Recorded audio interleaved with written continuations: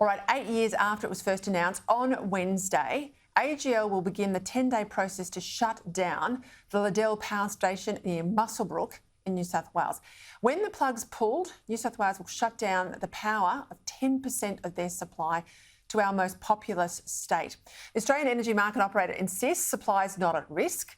However, energy analysts are warning that Liddell's closure may drive up power prices and, of course, trigger more frequent squeezes on supply. We saw what happened in Victoria. I'll say it again.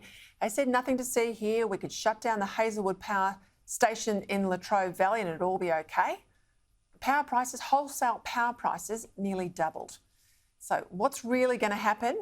Graham Lloyd, Environment Editor at The Australian, joins me now. Well, give us your take. 2 days, I think it's Wednesday, we'll start to lose Liddell. This is a technical question, actually. When we turn the power off on Wednesday, I know it takes 10 days to actually shut down everything, but will we see something happen, Graham, on Wednesday in the grid, or will it take a few days to come through? Well, it will, hello Peter, it will progressively shut off the power output from the plant over a period of days as it winds down. The proof is going to be in the demand for power and whether it can be covered from somewhere else. It's really the moment of truth is arriving. The market operator is saying there is enough additional supply for there not to be a problem. Others are pointing, as you say, to Hazelwood and saying, well, they said that then and that was wrong.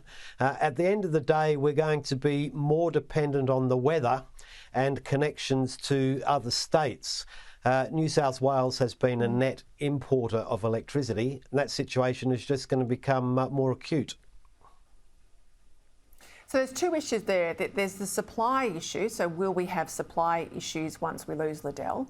But then also we might have supply, but it'll be at horrific prices because, you've got rid of this old asset, pushing people into other assets. I know the Queensland government will probably do well given they own their coal assets up there and their gas assets and they'll sell into New South Wales. So are we going to be impacted with price increases, do you think, Graham? Well, this, again, will depend on the weather. The way the energy market works is the highest bidder into the market that's accepted, that price flows through to everybody who supplies.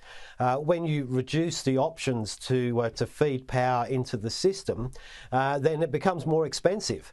So we're removing a base load, and to this point it's really been covered by the construction of wind turbines and solar panels and other intermittent sources.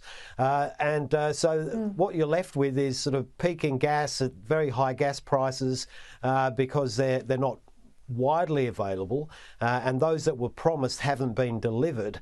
So the opportunity or the chance for a price shock is very great.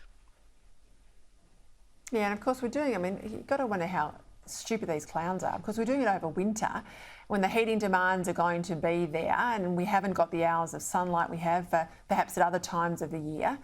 This is the craziness of it all. So Liddell goes.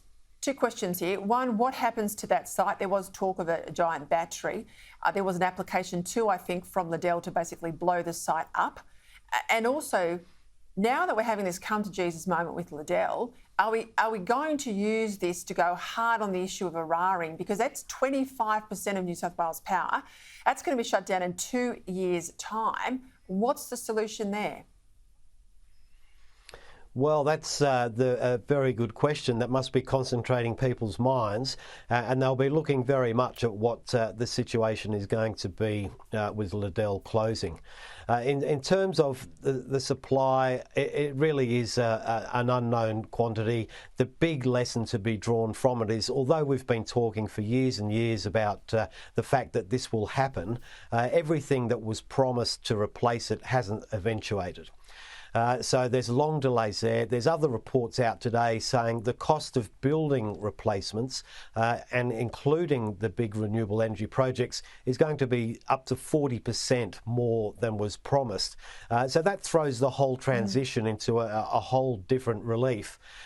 When it comes to Eraring, I think the buyer of that property, Brookfield, have said that they are alive to the issue. They are willing to talk about it, but nothing comes for free.